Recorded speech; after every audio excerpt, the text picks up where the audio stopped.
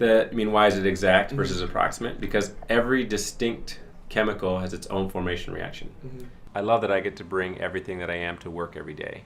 Because I do love chemistry, obviously I get to do that, but I also love interacting with students. So when students first come in, I have to show them how to begin to mix things together and to start putting molecules in solution together that can form new structures and assemble into things. I also really try to zero in on what makes each student tick, especially when it comes to their success in the course. Right, so n equals 3 literally means all of the electrons where the first number in the orbital is 3. Okay, so not like...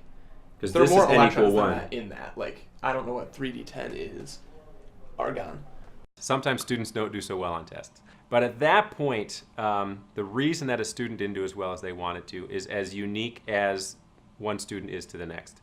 One of the things that I make it a strong point to do and let the students know is that they should come talk to me with their test. There's a lot of different ways that students get problems wrong. So by going through that with a student, I can often help the student succeed on the next test much more than any sort of generic feedback I can give to a class. It's one thing to learn about science. It's a very different next level thing to learn to do science.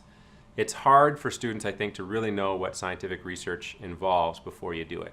If you go to a big place, a big university, they'll have a lot of instrumentation, but you won't get to use it. Here, you'll get to use it. You'll be taught how to use it yourself, do the research yourself.